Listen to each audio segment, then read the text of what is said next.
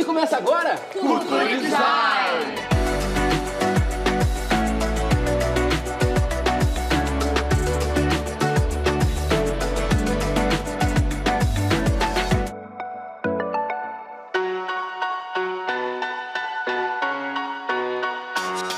Desde a macro à micro escala, Greg Busquet vai nos mostrar a beleza de todas as coisas. Então, o arquiteto, ele cria espaço, ao final das contas, e quando você começa a poder ter o privilégio de finalizar uma aventura que é mais volumétrica, que a gente chama de interior design, a gente começa a pensar também essa relação ao espaço, à posição do corpo. E quando a gente fala da média escala, que é o interior design, a gente repita um pouquinho os processos criativos que a gente usa na arquitetura. A gente gosta de contar uma história. Sempre que a gente apresenta o projeto, a gente tem um storytelling, que a gente chama. O que é um storytelling? Uma narrativa. E essa narrativa, ela tem que ser simples para todo mundo poder entender. Se a gente não consegue ter essa simplicidade, é que o nosso conceito é um pouquinho complexo demais e não está bom. Então a gente tenta reproduzir sempre também no interior design essa narrativa como que ao final das contas nossos conceitos criativos. A gente tenta também adequar um uso que seja residencial, por exemplo, o nosso interior design residencial tem nada a ver com o nosso interior design comercial ou cultural, como é o caso aqui do Teatro Vivo. Obviamente, como na arquitetura, a gente gostaria ou gosta de trabalhar os materiais mais naturais possível. Então, além de ter esse entorno, esse construído, que vai ser o ponto de partida do projeto, tem também o usuário e quem é o nosso cliente. Então, porque temos que entender um pouquinho a cultura deles. Acho que a parte também do arquiteto de interior design é reverter uma postura de um cliente, uma cultura de empresa que ele tem para formatar o espaço dele. Ao final das contas, o arquiteto ele vai só pôr em cena e em desenho uma vontade e uma cultura de empresa. Acho isso muito importante. Óbvio que a gente vai se immisçar um pouquinho para entender o porquê do como tentar trabalhar macroconceitos, como na arquitetura a gente faz, mas tem que ter essa relação humilde um pouquinho de pôr esses desejos e essa postura que ele tem. Aqui é um projeto especial para nós, porque acho que ele é diferente, experimental, e que ele trata de dois assuntos que a gente gosta de trabalhar muito, que é a cultura, obviamente, isso é uma retribuição um pouquinho para a sociedade de uma coisa extremamente importante que é a cultura. E tem uma característica de multiuso. Aqui é um teatro, mas não é só um teatro.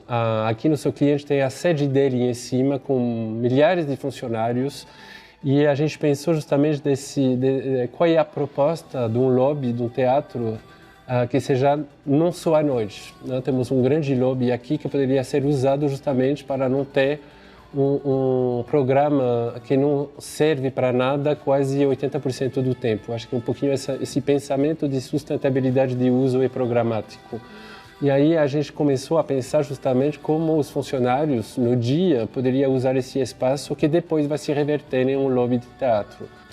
A primeira coisa, para voltar sobre a conceitualização de tudo, a gente está aqui num prédio que tem uns 20, 30 anos, e a gente queria justamente expressar um pouquinho esse esqueleto de concreto, e a gente, por isso, até mostramos as entranhas visíveis, todo esse forro industrial com colmeias de concreto e à vista. Acho que é um pouquinho os bastidores, acho que faz parte da cultura do teatro de mostrar um pouquinho não visível. Então aplicamos esse grid que é meio tecnológico, que é um pouquinho longe do nosso universo, talvez, que a gente fala muito do vegetal, do natural, etc. Mas a tecnologia ela é vista aqui como uma ferramenta justamente de mudança de uso. E a luz aqui ela permite ter um grid muito definido que pode se mexer por conta de uma técnica absurda que pode controlar cada pedaço,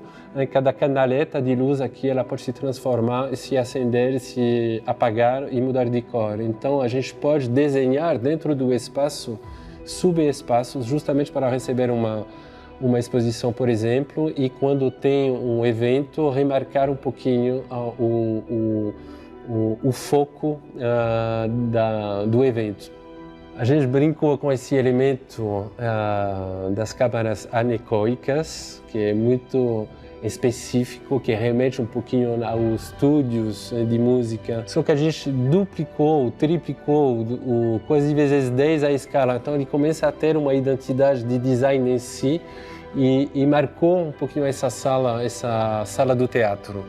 E acho que é um elemento forte que assume a função dele, que demonstra a função deles, então que vai sempre essa fala da arte técnica está muito presente nesse elemento, acho, porque ele é ao mesmo tempo muito funcional, ele tem que existir, mas ele tem essa arte, esse design muito relevante e forte.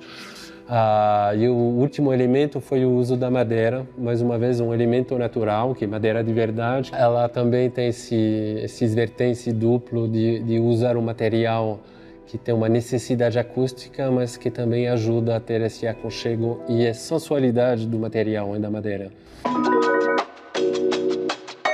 Greg, conta pra gente como é que é transitar dentro do design de um misturador da Docol a um ladrilho de Arapiraca, um tapete. Então, depois de falar da macro escala, que é a arquitetura, da média escala, que seria o interior design, a gente gosta também de trabalhar o micro, que seria o design em si. Acho que a grande diferença é a interação que o corpo tem. Quando você está dentro da arquitetura, você está em movimento dentro de um espaço, de um volume. No interior design já a gente trata da envelope e quando a gente chega no produto, é o corpo que vai se mover em cima dele, que vai usar ele. E não impede de ter o mesmo pensamento que a gente usa na arquitetura. A gente está ainda nesse processo de pensamento que vai do uso, do local, do contexto onde ele está inserido e também desses macroconceitos que a gente estava falando, sustentabilidade, etc, etc. Mas aqui, por exemplo, mesmo sendo uma torneira, tem uma inteligência de tecnologia atrás que é inacreditável. A gente tem ainda essa dicotomia arte e técnica. Para fazer um misturador, a gente aprendeu com os engenheiros que desenham o sistema que faz funcionar essa torneira. É muito complexo. É uma torneira de cozinha, isso, só que ela está nessa bancada justamente dentro do escritório, que acontece muitas vezes hoje nas casas. Acho que a cozinha se abriu e então a torneira está visível e vai começar a existir, mas como um integrante do ambiente, que como uma resposta técnica que era limpar os pratos, etc. Então ele começou a ter uma identidade e a gente desenhou ele justamente para aparecer. Por isso que ele está tão gordo e essa gordura, esse bode que a gente chamou ele, é por conta desse misturador aqui que tem esse diâmetro mínimo. E foi o dado que, mais uma vez, o no design, a gente tenta não desenhar, mas pegar um elemento que é esse diâmetro mínimo que a gente aplicou a esse tubo. E essas inclinações são a resultante do jato perfeito para chegar no meio da cuba. Então, mais uma vez, é o uso e a intenção quase mecânica que fez esse desenho para a gente não interferir quase sobre a função. E a resultante é essa raiz simples, um diâmetro só, com essa tecnologia de misturador que a gente pode ver aqui, usando justamente essa ergonomia que a gente pensou um pouquinho. Um outro elemento que a gente desenhou também, nem interpretou, mas colocou na cena, talvez, é essa cadeira. Essa cadeira a gente achou numa obra 20 anos atrás, que são os carpinteiros de obra que fazem isso para descansar. É uma poesia inacreditável que você pode achar nos canteiros. Justamente eles vão fazer mesas, cadeiras, poltronas para descansar durante a obra. Então, isso é uma maravilha de descanso, muito bem pensado. Você vê que está no mínimo de matéria-prima e ao mesmo tempo ela se desmonta e você tem uma cadeira que você pode pegar e levar em cima da obra. Então essa poesia, engenharia da Lautec que a gente queria muito desenvolver para fazer esse design existir, talvez. Então a gente só pegou o desenho básico dela e a gente vai refazer com materiais um pouquinho mais nobres, mas não tanto, para deixar justamente esse espírito da simplicidade, da naturalidade dos materiais em evidência. E por isso a gente chamou ela de carpinteira, em homenagem a essa profissão maravilhosa e inventiva das obras.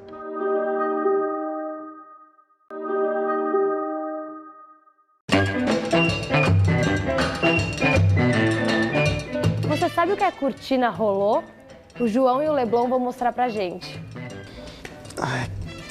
Pô, Leblon, cara, não sei se você já passou por isso. Às vezes você tá tentando mexer no celular, tentando assistir televisão, sei lá, jogar um videogame, e a luz de fora simplesmente, cara, atrapalha, não deixa você prestar atenção em nada que tá acontecendo. Cara, pô, pra quem tem olho claro ainda, é difícil, é mais sensível, fica com até dor de cabeça, dá, sabe? Mas tem uma solução excelente para isso, meu caro Johnny. Qual que é? Existem as cortinas rolô. Cortinas E rolô? eu te pergunto, você saberia me dizer o que é uma cortina rolô? João, Leblon, eu quero saber. Conta aí pra gente o que é uma cortina rolô. Eu vou te dizer. É um tubo de alumínio envolto em tecidos decorativos com tela solar ou tecido blackout. Isso define perfeitamente o que é uma cortina rolô. Pô, que legal, cara. Agora é bom. Agora que você falou, sim, não, eu entendo o que é uma cortina rolô.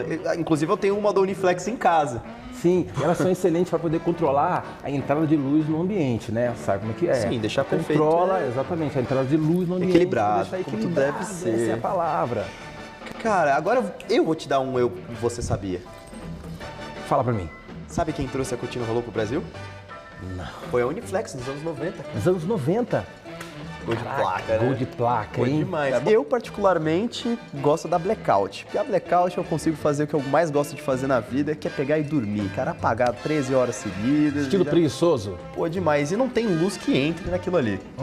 Eu vou te fazer uma pergunta.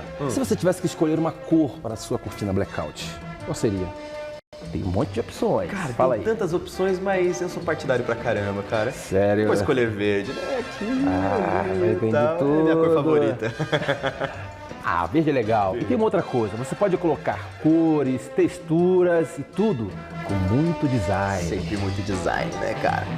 Fica legal. Fica legal. Fica legal. Verde com textura, design. Braço. Cortina, blackout. Ó, pra dormir, excelente comigo. Tem razão. Cortina blackout pra dormir, muito legal.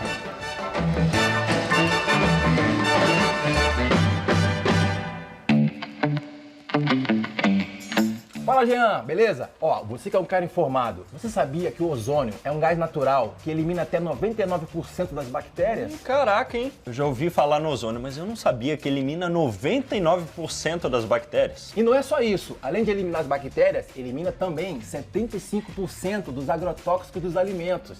Você que é um cara todo saudável, adora uma saladinha, é excelente pra você, cara, porque você lava e fica prontinho pro consumo, viu? Ah, Leblon, fala sério. Você tá duvidando? Eu vou lavar aqui esse tomatinho nessa água, fatiar e vai ficar prontinho pro consumo. Eu vou comer na sua frente, quer ver? Essa eu quero ver, hein? É agora. Ó, chega pra lá. Ó.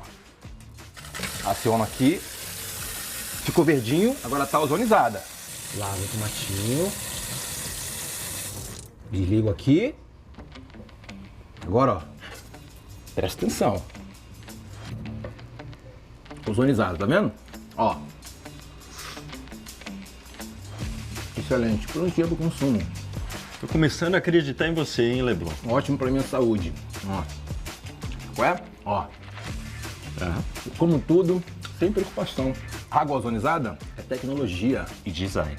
Tem mais uma coisa, a água ozonizada é excelente para lavar as verduras. Você que é um cara todo saudável, adora um lanchinho com folhas, é excelente para eliminar as bactérias. Isso eu já falei. E tem uma ideia pro nosso amigo Vini Rojo, sabe? O chefe lá do Sabor do Design. Ele tem aquela horta em cima da casa dele, que ele fala, minha horta, não sei o quê, orgânica, mas é cheia das minhoquinhas aqui, eu já vi. Lava aqui nessa água, fica prontinha pro consumo e mantém as verduras saudáveis por mais tempo. Caraca, hein, Leblon? Então quer dizer que eu posso usar essa água para lavar a bancada, lavar a esponja de louça e lavar inclusive aquele potinho da Kimi, não é? Não, Jean, não só o potinho da Kimi. Vou te dar uma ideia melhor. Você pode lavar a Kimi aqui nessa água, entendeu? É ótimo para a saúde dela. Opa! Kimi, Leblon aí tá dando uma ideia para deixar você cheirosinha, hein? A ideia do banho é dele, né? Não sou eu. Pode confiar, a Kimi vai adorar. Eu garanto. Eu não. A água ozonizada. Aqui é tecnologia, Jean. Que design. Muito design.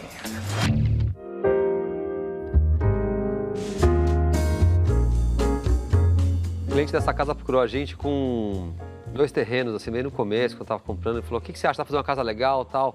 Qual dos 2 é melhor? Eu falei, não, esse. Ah, não, esse, com certeza. Porque é uma casa que acabou super ligada ao terreno, à topografia e tal. É um terreno levemente inclinado.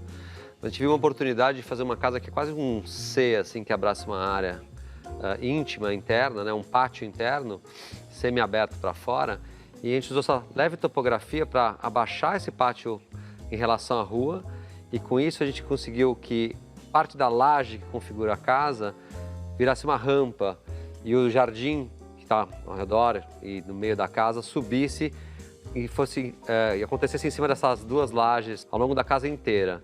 Então é uma casa com uma pegada, né, um footprint bem verde, assim. Se olhar de cima, ela é quase como, tipo, o desenho da casa é um C que você colocou para cima e carregou o jardim junto, exceto por um volume que é a suíte principal da casa. 2 lajes, a laje de cobertura e a laje de piso, e que os elementos estivessem contidos dentro dela. Então tem um volume com revestimento de madeira que são 4 quartos de hóspede, o volume de serviços é revestida com um deck que é um polímero de madeira com plástico ribanizado e que organiza os serviços, o gourmet, banheiros e tal, sobe através da escada e vira essa suíte superior. E esses são os 2 únicos elementos que rompem essa clareza das 2 lajes que organizam o projeto inteiro. Conforme a gente foi calibrando essas lajes, essa rampa, esse jardim que sobe, esses elementos se articulando com os espaços, aparecendo vazios na laje para onde sobe uma árvore, o paisagismo começa a cair por cima dessas lajes, abraçando esse espaço principal da casa, que é esse pátio central.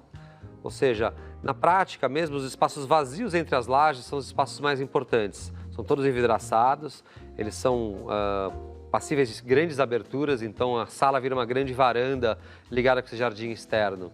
A piscina acaba num lugar estratégico ali ao lado da rampa, e ela é rematada por um pequeno muro de arrimo. Então as pessoas conseguem subir em cima da rampa e se jogar de cima na piscina, como se fosse um trampolim. E embaixo dessa rampa, assim, acontece o espaço gourmet, que também é uma parte do coração da casa, onde acontecem, né, os churrascos, os eventos assim durante o dia, então fica tudo intimamente ligado o tempo inteiro.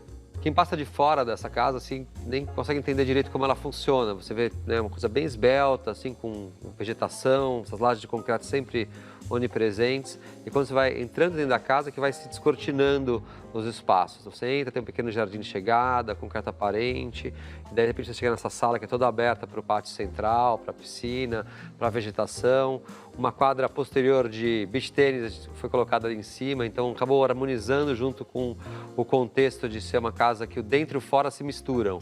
Então você está dentro da casa, mas é tudo tão aberto, escancarado, que vai para fora e vai para a piscina e está fora da casa, tudo ao mesmo tempo. Existia uma grande preocupação aqui térmica e de privacidade. Então foi um certo cuidado que a gente teve para baixar esse nível, chegar numa relação bacana com a rua que fica mais alta e garantir que as pessoas pudessem ficar muito à vontade aqui. Ou seja, é uma dualidade, né, entre você ter essa privacidade, essa ligação com o espaço externo, mas está abrigado em relação à rua.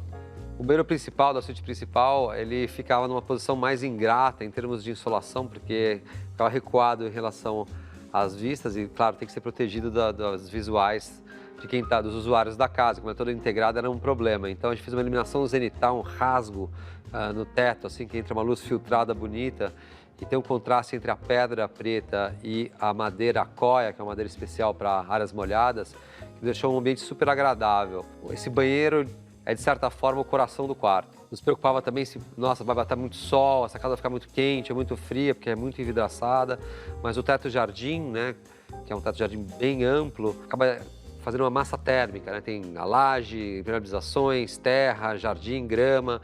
Isso funciona super bem como um isolante térmico. Então, ela tem um desempenho térmico para uma casa toda envidraçada, assim, sensacional.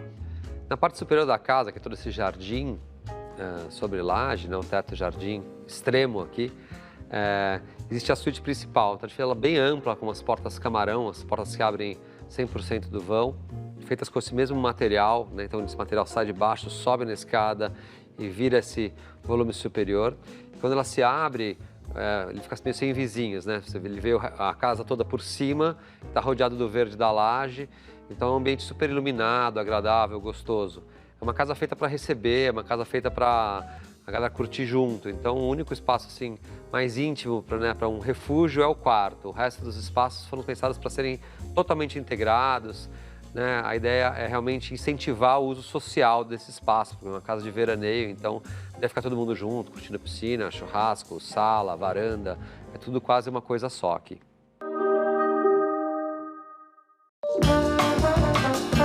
E agora, um pouquinho de brasilidade com Cris Rosenbaum. Cris, conta pra gente como é esse mix de arte na feira. Bom, esse país é enorme, eu adoro trabalhar com esse país do norte ao sul, com artesãos do sul, com artesãos do norte, com designers do sul, com design do norte. Cada lugar, cada região tem uma característica mais marcante. Então a gente vai desde os indígenas no Pará, ou no Acre, ou na Amazônia, ou a gente vai para o sul, que são mais feitos de designers, é um outro tipo de produção. Então eu acho que é um país muito rico em cultura, é muito rico em produção de artesanato e onde a gente consegue juntar tudo isso dentro da feira. A gente faz um mix disso tudo dentro da feira. Então eu não sou uma FENEARTE, eu não sou uma feira de artesanato popular brasileira só, mas eu trago isso dentro desse mix, dentro desses artistas e designers, com esses artesãos do Brasil inteiro. Então esse mix faz a feira ficar linda. E é dentro desse país que eu amo tanto, que eu adoro realmente. Eu viajo muito, desde muito pequena, pelo Brasil inteira e cada vez mais eu não paro de fuçar e ir atrás de gente nova e artista e artesanato e coisas novas para ter dentro da feira.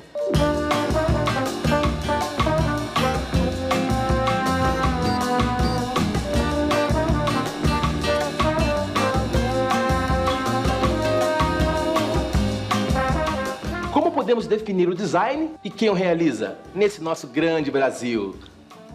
O que eu acho que a gente define aí são 3 caminhos. A gente tem a arte, o design e o artesão. Então, o artesão é o que eu mais encontro dentro do norte e nordeste do Brasil. O artesão vem de uma linguagem de família, de pai para filho. Então, a gente está falando de uma hereditariedade de pai para filho, onde o pai já criava uma arte e o filho tenta copiar aquilo e continua. É o que eu vejo dentro da FENEARTE. Então, quando você entra na FENEARTE e os grandes mestres estão na entrada, aquilo é uma emoção, porque aquilo tem que continuar numa família, onde os filhos têm que continuar essa arte do pai. Então, isso é feito em pouca escala. Não dá para copiar, não dá para ser grande, é uma produção que não é uma escala industrial, que é diferente do designer. Então, ali no artesanato, você vê uma coisa mais pura, mais feito à mão, você não entra numa maquinário, um é diferente do outro. Por mais que eles tentem fazer iguais, eles são diferentes entre eles. Então, essa criatividade de família, que é passado de geração por geração, é muito manual. É essa a grande diferença que eu vejo. Então, esse manual, a gente consegue 2 peças? Consegue, mas elas nunca vão ser idênticas. Aí a gente vai para o design. O design vem da indústria alemã, onde já é o designer, é chamado de dentro da Revolução Industrial. Então, dentro dessa Revolução Industrial, já é feito para uma grande escala, para ter uma produção em série. Então, eles fazem uma criação de um produto e essa indústria ganha e compra para ter uma produção em série. Essa é uma grande diferença, onde você pode vender seu produto em série, luminárias, abajures, cinzeiros, mesas, isso vai em série, que é a grande diferença do feito à mão. Não deixa de ser um desenho lindo, é um desenho também. Às vezes você pega um designer que tem uma criação própria, pequenininha, que ele também não consegue fazer uma criação e uma produção grande, mas a maioria vende seu produto para uma indústria onde você vai ter essa criação em série maior. E a arte é arte que você vê exposta, uma peça, duas peças, nunca igual. E o que eu faço dentro da feira é mixar muito bem esses três pilares, a arte, o artesanato e o designer. Então, essa criação diferente de cada um dentro da feira, a gente dá uma curadoria que os três se conversam, e isso é muito legal. A decoração de ambiente com esses três, então a gente pode ter uma arte de uma galerista, de uma pessoa que está numa galeria que eu tenho na feira, aonde está na parede, é uma peça cara, tem que tomar cuidado, é galerista junto, e a gente pode ter todos os designers grandes que eu tenho na feira, que estão expostos nesse espaço, e a gente pode ter o artesanato que eu trago do Brasil inteiro. Aquilo é uma peça, é uma jaca de barro, é uma cabeça de madeira. Então, esses grandes artesanatos que a gente faz essa curadoria pelo Brasil, é onde deixa essa personalidade grande na feira, porque eu não trago em massa isso, eu trago escolhido a dedo. Então, se a gente vai para o Nordeste, eu sei que a gente vai mexer com cerâmica, com barro, com madeira, com um trabalho mais artesanato.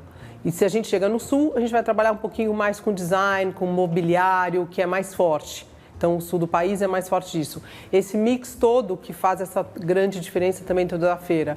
E um trabalho muito importante que a feira vem fazendo há muitos anos é trabalhar com comunidades indígenas. Faz 10 anos que a gente apoia os indígenas no Brasil inteiro.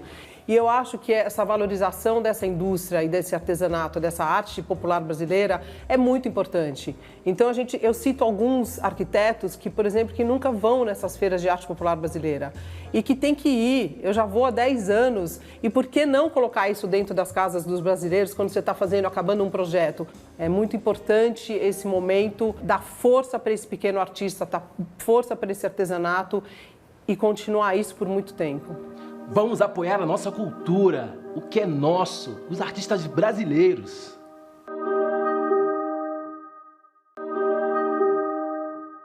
E no episódio de hoje do É Pra Lá Que Eu Vou, continuamos em Belize. Eu não fui, mas tudo bem, eu vou assistir. Tá muito lindo. Vai, meninos, mostra Belize pra gente. Vocês vão querer ir pra lá. Belize é uma ilha, um país ou uma cidade? Belize é uma cidade e um país. Belize City é a porta de entrada para o destino e Belize é um país localizado na América Central, entre a Guatemala e o México e banhada pelo Mar Caribenho. Belize é um país que tem 80% da sua economia vinda do turismo. É por isso que eles cuidam tão bem de tudo por aqui, da natureza, dos lugares e principalmente das pessoas, nós que estamos vindo visitar. A sustentabilidade é levada muito a sério aqui. Você pode perceber por esse canudo, que ele é de bambu. E a gente vê também no turismo, nas construções, em todos os locais que a gente foi, a gente viu um ponto de sustentabilidade interessante. Maria, uma coisa muito interessante aqui é que é uma população jovem. As pessoas têm em média entre 18 a 35 anos. Olha que legal. Você sabia que aqui tem o melhor cacau do mundo? Eu não sabia, e eu amo chocolate. A gente tem que provar. Ah, então eu vou lançar um desafio pro chefe Vini. Vini, agora eu quero comer chocolate com o melhor cacau do mundo, hein? Aqui de Belize.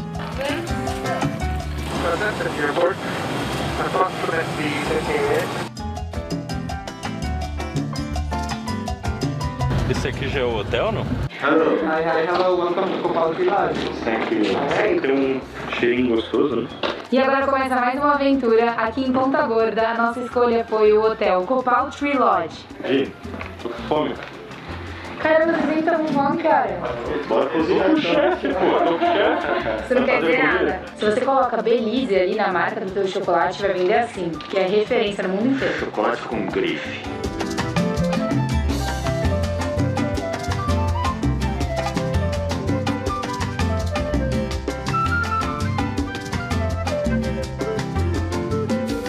20% do cacau, é uma limpeza, tira toda a parte de imperfeição e casca e vai acabar não usando.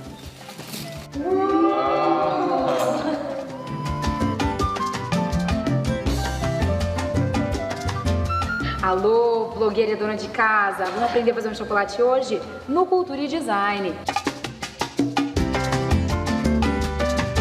Então, para que você tenha uma barra de chocolate perfeita, é muito importante que você faça todo o processo de temperagem do chocolate corretamente. Aí você vai ter um chocolate com cor, com brilho e com a textura perfeita. Aquele que você faz assim, ó, pá! Você quebra a barra de chocolate, ela faz aquele barulho. E o que acontece? Dentro do processo de temperagem, quando você pega o chocolate com as mãos, ele não derrete facilmente.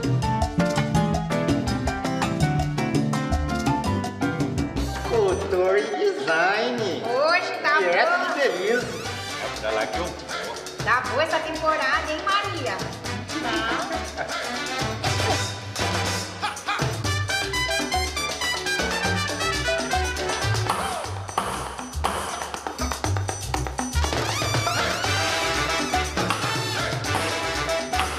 Aqui, ó, batida consistente, firmeza, entendeu? Convicção, aqui, ó, pá.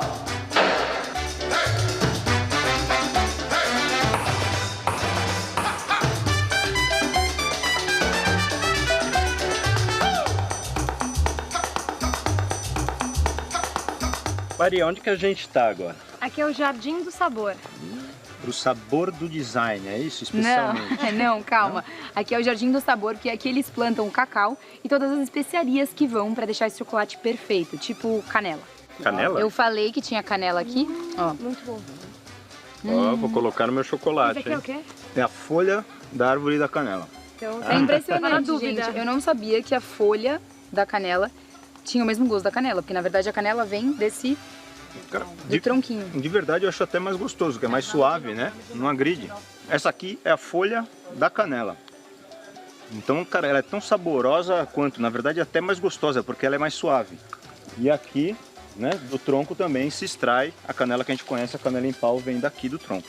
Açafrão da terra, também conhecido aqui como turmeric, é muito bom para fortalecer o sistema imunológico. Pimenta preta do reino. Chegamos aqui agora onde? No cacau. Você conhece cacau, Maria?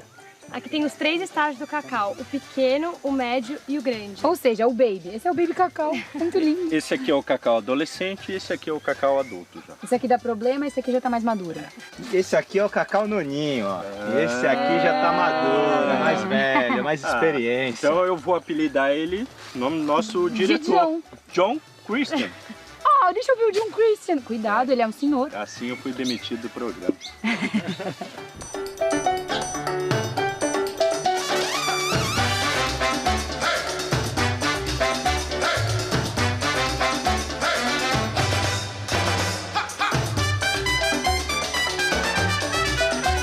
Vini, vamos ver quem chega primeiro?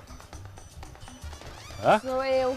É, cultura e design, ó, tá um Sou a mais rápida e leve. perrengue chique aqui. Aqui é pra todo mundo. Se você não é chegado na caminhada, tem o trenzinho. É devagar, mas dá pro gasto. Qual a chance de eu ir de escada? Eles até pararam ali no meio do caminho. Tá começando a queimar minha perna. Meu Deus. Não, e quando eu acordei de madrugada e acordei minha companheira de quarto, senhorita Maria, que eu tava morrendo de medo do macaco, gente. Era um grunhido que, juro por Deus, era o King Kong. Não tinha discussão. King Kong era o estagiário desse macaco. Apesar de eu zoar o Jean, falar que ele tem medo, e realmente tem, agora, o barulho do macaco, isso é louco. O King Kong foi aprendiz desse macaco. Tava lá na academia do hotel, sozinho ali, uma portinha fininha de madeira, e o barulho do macaco aí, eu falei, minha Nossa Senhora, cara. Eu tranquei ali a porta, mas se ele quisesse realmente arrombar, não ia sobrar nada do Vinícius aqui, não. A gente morrendo de medo do King Kong e no final tava mais pra Cheetah do que King Kong. Mas o barulho dá medo. Belize é um lugar para quem gosta de diversidade, diversidade cultural, diversidade de arquitetura, diversidade de cultura. Aqui, o que mais me impressionou é conseguir, em uma viagem só, ter um ambiente praiano, conseguir fazer aventura e ainda estar numa floresta. Então, é muito interessante para quem quer relaxar, se divertir, curtir. Acho que ele abrange tudo e de cultura. Além de ter a cultura de Belize em si, das pessoas que vivem aqui, os hábitos dessas pessoas, a gente tem uma herança cultural de maias e garífonas. Agora é hora da aventura. Nem tem aventura nessa viagem direita, né? Eu já estou preparado para qualquer aventura. Tá? Chegamos aqui na tirolesa, gente. Vamos lá. Hoy lo subimos. Acá também? Sí, ahí estamos. Hi, good morning. We're filming here with the crew from Culture and Design. So enjoy it. Unbelievable. I got those. Meu amigo Maia. Uau! Tem que ter mais curta. Tenho medo!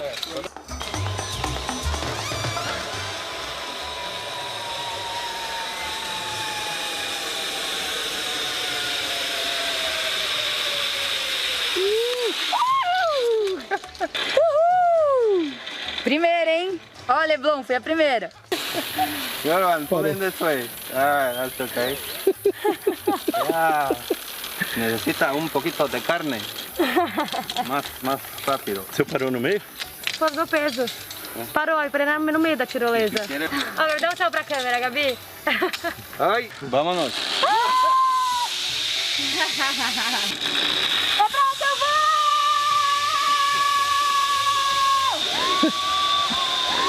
Leblon, aí não dá, cara. Olha que eu tenho que fazer em Belize. Cadê você, pô? Você que é o dublê, mano. Tem medo? Estou com medo. Está com medo? Sim, poquito. No se preocupe. Vamos a sobrevivir. Não, eu sei. We're going to survive. Yeah, just keep it loose. Enjoy. It's a nice view up here. Lean back, lean back, lean back. Shaking. It doesn't feel too good on the zip line.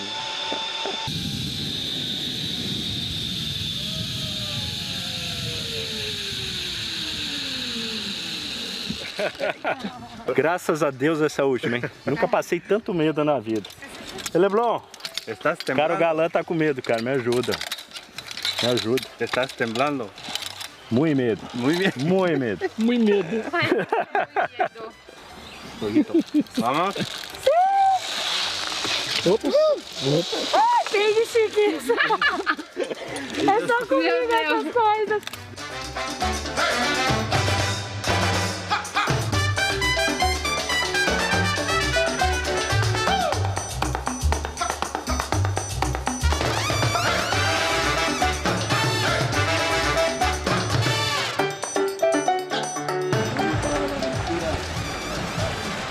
É pra lá que eu vou, Belize.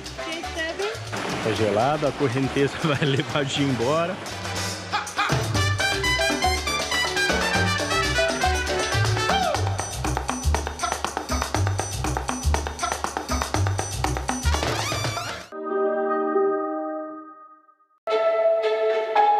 Vocês sabem quem é o Hans Donner? O mago que introduziu a computação gráfica aqui no Brasil. Da referência que uma bola rodou o mundo. Desenhou a logomarca mais famosa do Brasil. Encantou mais de 100 milhões de pessoas todos os dias. E nos encantou, né? Muito. Com vocês, Hans Donner.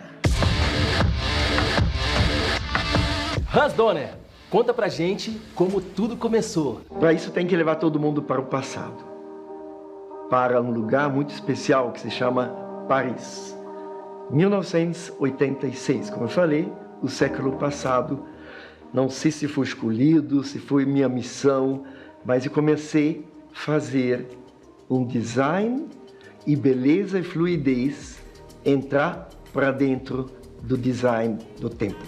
Isto na época que eu estava sendo convidado a fazer uma exposição em Paris, do trabalho da Globo, trabalho que fez as pessoas literalmente virar estátuas, porque os franceses nunca tinham visto nada na televisão da França que tinha natureza, tinha efeitos, tinha belezas, especialmente as mulheres maravilhosas que prenderam eles.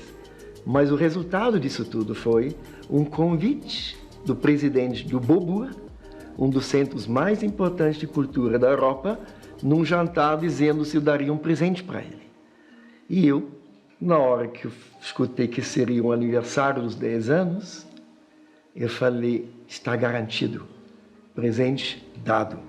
Prometido esse presente, sentei no avião, voltando de Paris para Rio, desenhei a marca dos 10 anos do Bobua, espontaneamente. Dias depois, chegou o pedido real, se fosse possível, fazer também um vídeo. Um vídeo iria comemorar os 10 anos comemorativos em todos os canais da televisão francesa. Eu falei, lógico, nós temos todos os computadores, faz esse presente também. E na hora que estava o pedido de não fazer no Brasil, eu tinha que ir para a França. E os computadores na França eram muito lentos. Tempo não passava. Eu fui obrigado a repensar minha vida naquele instante, porque eu queria estar no Brasil, fazendo vários projetos na mesma hora, e os homens que estão acostumados a ver ponteiros, os homens estão acostumando do milênio passado a ter máquinas que fazem tic-tac, tic-tac. Foi ainda substituído por uma coisa pior. Foi substituído por números digitais. E os números digitais, eles vieram da bomba relógio. O homem simplesmente mediu seu tempo, sua vida, através do início, da origem da bomba relógio. E naquela hora veio uma luz, na cidade luz. Por que eu não coloco design no tempo? E não faz tic-tac, mas que flui como se fossem as galáxias, que nada no universo pula. Mas no milênio passado, o homem inventou aparelhos para marcar o tempo e esqueceu que o tempo era muito mais suave quando era um relógio de sol, quando era relógio de areia. Agora, tudo isso foi simplesmente só um rabisco. Porque na hora que eu pensei tempo, eu falei, tempo é fácil. Tempo é globo terrestre. Mas antes disso ainda, tempo é luz. E luz nasceu 13,7 bilhões de anos atrás. Fazendo o Big Bang, formando as galáxias, revelando a nossa Terra, que sempre claro e escuro, que é exatamente o tempo que nós vivemos. Isso só foi sequência. Sequência de inspiração levar para limpeza de design. Claro, escuro, com degradê. Tudo isso começou a entrar cada vez mais na minha consciência que eu tinha que usar isso aqui para fazer as pessoas repensar a vida. E comecei a simular o homem correndo dos ponteiros e sendo derrubado, e de repente, de uma hora para outra, eu trouxe esse visual, que é fluido, que é paz. As pessoas colocam meu protótipo, esse da atualidade, do presente, no pulso e falam, Hans, como é que eu estou agora, de repente, com mais calma? Hans, uma coisa, você sabe que eu sou acelerado, né? Falo rápido, penso rápido, mas o seu relógio até que tá me deixando calminho. Olha, bem calminho. Tô falando devagar, vou até começar a relaxar. Como é que se consegue calmar através de um desenho? Mas quem faria isso para mim? Desenhar é fácil, simular é fácil. Fui atrás de quem? Das grandes fábricas na Suíça. Meu irmão morando na Suíça me abriu as portas. E uma das portas mais incríveis, além da Rolex e da Patek Philippe, etc., foi encontrar com Steve Jobs dos relógios da Suíça. E quando ele bateu o olho, ele falou, não sei se nós vamos ser capazes de fazer. Esperei a resposta. Semanas depois chegou a notícia que a indústria da Suíça não sabe fazer meu relógio. Peguei avião, fui para o Japão, bati na porta da Casio. A resposta, os 50 milhões de dólares para investir, para fazer a largada, não estavam dispostos a fazer. E se eu, naquela época, não conseguia nem com suíços, nem com japoneses, tinha que vir alguma coisa especial na minha vida. Foi o convite da Globo fazer um relógio de mesa que espalharam com o mesmo conceito para os empresários e para o presidente da República. Foi o momento chave que um jornalista da Suíça entrevistando Collor de Mello, vendo na mesa dele justamente esse design se mexendo. Ele perguntou o Collor, ele falou, quem desenhou isso? E me encaminhou, o homem chegou na minha sala, ele percebeu que não é só o relógio, tantas imagens que fascinaram ele perguntou, posso te divulgar? E aí começou uma avalanche, porque ele começou a me espalhar o designer mais conhecido de televisão do mundo. Mas que no final ele falou, posso também contar a sua história? Eu falei, lógico. Chegou a revista. Essa revista trouxe um gênio da Alemanha que provou que os suíços, dizendo que a Rolex não sabe fazer, pegou a máquina Rolex e transformou nessa joia. Justamente com os discos sem luz ainda, deslizando e marcando o tempo. E quando isso aconteceu, eu percebi que agora consegui decolar. E nisso ele fabricou 850 peças. As peças acabaram sendo lançadas como Time Dimension, com catálogo nas feiras, etc. E quando foi ser convidado na Bíblia dos Relógios, de todos os mais caros relógios, na maior feira dos relógios do mundo, em Basileia, na Suíça, quando comecei a folhear a Bíblia, vendo Rolex, Patek Philippe, Omega e todos esses incríveis marcas, quando virei a capa, era o meu filhote, mais querido do design. E muitos outros filhotes nasceram depois disso, né, Hans? Então eu já estava achando que eu cheguei lá. Mas isso era em 1995, 97, milênio passado, com tecnologia do passado. E como as pessoas cada vez mais começaram a se manifestar que está acalmando, que está mexendo no sentimento do tempo e da vida, porque tempo é vida, eu comecei a criar até um espaço que, por incrível que pareça, ele parece uma pílula. E isso tudo foi através de uma explicação visual que de cima parece uma pílula, mas que aproxima e traz a consciência de um tempo que não é de Cronos. Porque o Cronos é o tempo da mitologia grega, que, como ele representa o tempo quantitativo, e ele se tornou o deus mais violento, mais cruel, ao ponto de devorar todos os filhos, mas esconderam um, e é os seus. E esses seus, que virou todo-poderoso, gerou filho. E o filho se chama Kairos. Aí, Jean, Cronos, monstro, nossa, come crianças, com certeza, você é comilão e medroso. A hora que visse o Cronos ia, ó, se esconder embaixo da mesa. E Kairos, sim, tem a ver com isso. Porque Kairos representa a qualidade do tempo, não a quantidade que massacra a humanidade. Valorizando cada momento. E cheguei a assimilar esse nome quando alguém olhou no meu relógio e falou, uau, esse Kairos, eu descobri através dessa palavra que ele falou que você desenhou, Kairos. E tudo se levou cada vez mais na consciência do homem, antes do coronavírus, da importância de desacelerar. Porque a tecnologia está levando a humanidade numa velocidade insuportável. Os jovens estão mais que devorados por causa da tecnologia. E se isso me levou a fazer simulações da importância do tempo é vida, virando vida é tempo e viva seu tempo, porque é o único que você tem.